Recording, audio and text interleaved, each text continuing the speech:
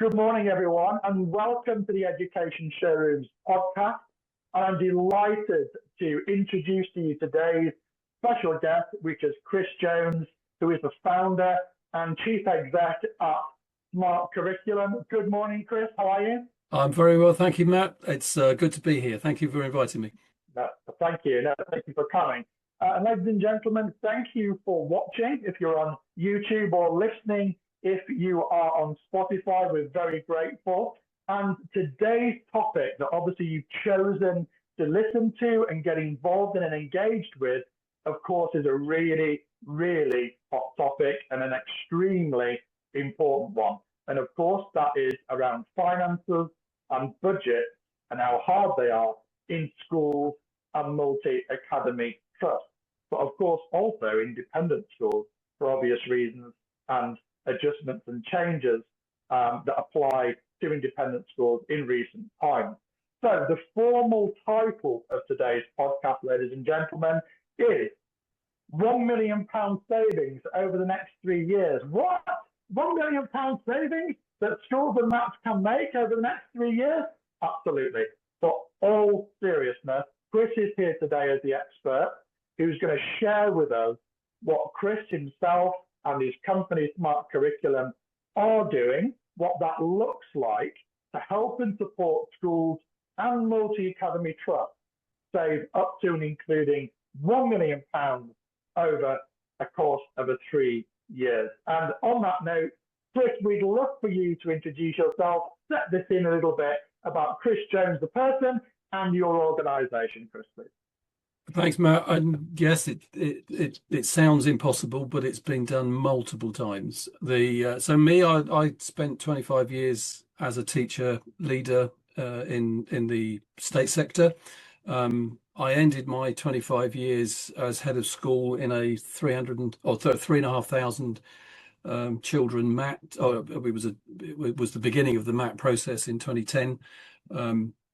What we were doing at that time was challenging the funding model from the DFE, looking at structuring school differently, and actually breaking the blue book and getting into different ways of remunerating staff, which was challenging and it was difficult, and the DFE project leads were all over it. So they were scrutinizing what we were doing really, really carefully, but it worked.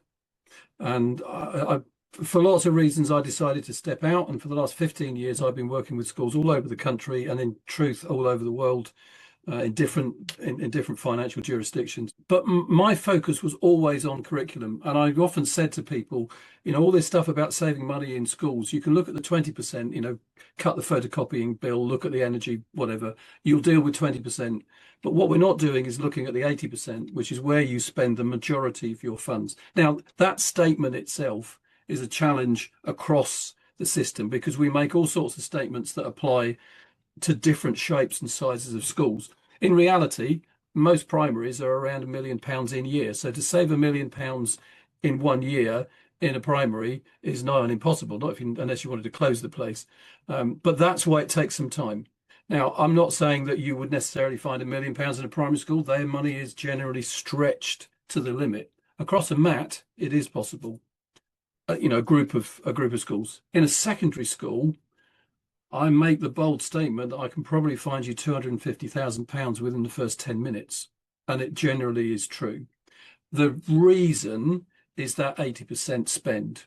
The thing I talk to schools about is what we call curriculum drift. If I asked you as a person, coming to somebody in a school, what's the minimum expectation of provision that you would expect to find in a school? Nobody can answer it. I've never found someone that can say, well, there are calculations, there are what the DFE build their budget on, and you can get to it, but it's a lot smaller than you'd think.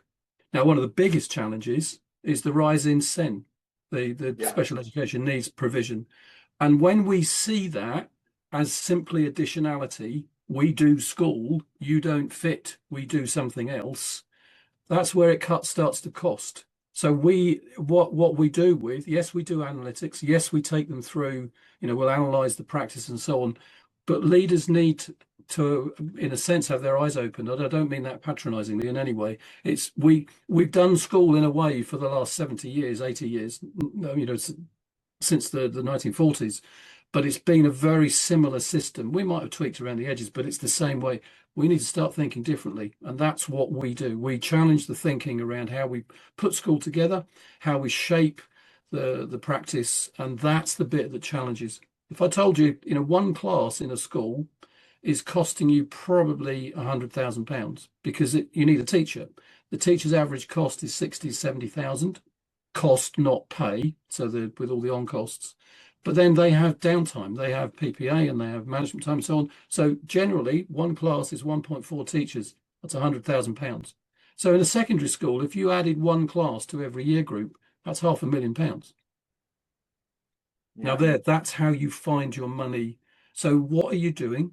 Why are you doing it that way? You've only got to add 5 extra classes to an option block in 2 year groups, and you've got another £500,000. So really quickly it adds up. So that decision about what you're providing against what you're paying for, that's what we call curriculum drift. And if the drift is out of control or the drift is not understood, that's where the money goes. Now, in a primary school, that's different. Now, we can go through that, but that's the essence of what we do. That's really interesting, Chris. Thank you. And from our perspective, the education showroom, 2 of our most popular call types from mat leaders or school leaders, emails that we receive, live chats, WhatsApps and text messages from the mat leaders and school leaders that we've known for almost a decade and have incredible relationships with. The top 2, always, every month, we need help and support in saving money. We need help and support in generating money, generating funds. And it's always those 2. It never changes. Yep. So with that in mind, Chris, what does a typical call or email look like and feel like that you get directly from Smart Curriculum? What does a head teacher of the school, a business manager, a CFO of a multi-academy trust, a CEO of a multi-academy trust, what are they saying to you? What are they looking for and why? I'll answer this question carefully because I've got myself into trouble with it. In 2017, I'm sorry, a little bit of history. 2017, Lord Agnew was doing the efficiency drive within the Conservative government, and he was pushing to save money because there was considerable waste. It was perceived that a way to do that was to organise a process. And what we ended up with was what we now know as the School Resource Management Advisors, the SRMA, and this process called ICFP. But to answer your question directly, the most common email that I get is, Chris, I've got this list of figures. I've had the SRMA in, and I don't know what to do. Yeah. I have no idea what to do with these numbers. And that's because we are so used to a way of doing things, we don't see an alternative. So what we respond with is, well, let's come and do the analytics. Let's look at what you're doing, and then we'll build a strategy with you to move you forward. And I've seen typically 1.6 million deficits turned around in less than 18 months. The biggest we saw was a £4 million deficit that turned around in 2 years, because it was all down to that. We got these numbers, but don't know what to do with them. And what we do is to put it on the ground and make it run. Yeah, that's really interesting. And let's just flip this on its head now. So we've spoken about kind of the problem and the most common types of inquiries that you get and the why that we get and the why. Let's talk about the solution. So let's talk about the actual tangible, if you like. So just going back to that brilliant example that you've just said, a call comes in, an email comes in, it's about making it happen, it's about diving into the numbers. What does it actually look like? So Chris Jones goes into a multi-academy trust, or Chris Jones goes into a school, or does it start with a call? So let's talk about what you do and how you do it. What does that look like, Chris? Well, because we're dealing with leaders in schools that have got very strong ideas about what they want to achieve, I mean, it's your institution, you want to do it. So one, we don't come in any way judgmentally. You've got your approach, and we want to see you successful. That's why our tagline is achieve the exceptional, because we want you to achieve the exceptional. Yeah. But there are things that are limiting that, and it might be resources. We don't come in with that kind of deficit mindset. Oh dear, you haven't got enough, you can't do anything. We want to find what you can do. So we need a bit of intelligence. So we have an online platform that we draw information out of your MIS to do that, and not for other places, because your finances aren't necessarily sitting in your management information system. Depending on how good your data team are, it depends on what the accuracy of that data. But we draw information into a platform. You pay for a license to use that platform for a year. That gives access to us, me, and the conversation. Others want a little bit of understanding first. So we offer mastery programs where we'll work alongside a leader. We'll pitch a number of hours, 17, 28, 36 hours typically is what we do over a year. And quite often on that journey, as we don't know what to do, can you come and help us as an expert or somebody from my team? And then as we move along the process, you say, can we do the analytics now? Because we get it. So it's, I guess, what we would describe as a soft approach and bespoke for each person. Yes, you can buy the license straight up front. If you see it's worth, and you see that you need, or you know your SMI is telling you that you've got to do something, then yes, you can do that. But we also work alongside you. So mastery programs, the analytics programs, we also do training. So at the end of actually, a lot of schools, the first point is timetabling schedules for secondary schools. They'll come and say, look, we've lost our timetabler, can you do it for us? Yeah. And then one of my team will say, have you thought about, and then we'll kind of get into some different ways of being flexible and the other ways of doing things and being more efficient. And often in that process, we just open up the doors. Typically £500,000 easily found in your budget cycle. And it may not be that you've got a problem. It could be just think. I ask heads often, if you had an extra £500,000, what would you do? And then you get the list. You get the, we could do this and we could do that. We could do, yeah, well, that's real. You could do that. And I've seen schools just flourish because we found them that money. They didn't realize what they were holding. And it's liberating. Actually, I was working with 2 schools yesterday where that's the case. That's exactly what they're doing. That's really interesting. I think a real point that I just want to really focus on here and highlight is it's not necessarily if your school or not has a problem. It could be that you're looking to optimize, recycle money, make money to spend in the more of the right areas for the children, your children, and the staff and everybody. So you don't necessarily have to put your hand up and say, I've got an issue. It's about optimization. Thanks, Chris. That's great. Just a little bit more about the actual methodology of the steps. You've touched on it, and that was excellent. I just want to pick away a little bit more about that, Chris. So the types of, what is just a few steps that you would go through to identify where these savings could be achieved, identified, so to speak. So just talk to us a little bit more about where your typical starting point, I guess, is my question. Where would a starting point be for you to try and identify these wins? We start with a profile. The profile, if we're doing the analytics, will show me where your investment is, where the money's going.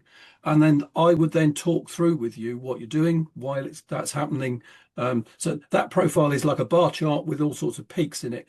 And it's laid against the character of your children. So the SEN provision, EHCPs. So I'll start asking questions about what really is going on. Is it the right provision at the point of need, or is it just what you're used to? If we start with a mastery program, generally it's got a timetable in there somewhere in the secondary school, or it's got a model of delivery in a primary school. And I'll talk about your ethics of delivery, single year classes or mixed year classes, or specialist teaching or not specialist teaching.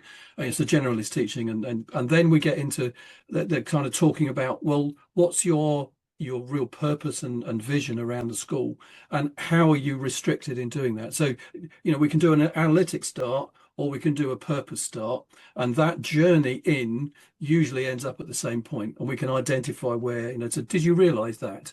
Now, I will say the most challenging schools to deal with are stable 1-form entry primaries with all the staff on UPS, because there simply is not enough money in the system to deal with that.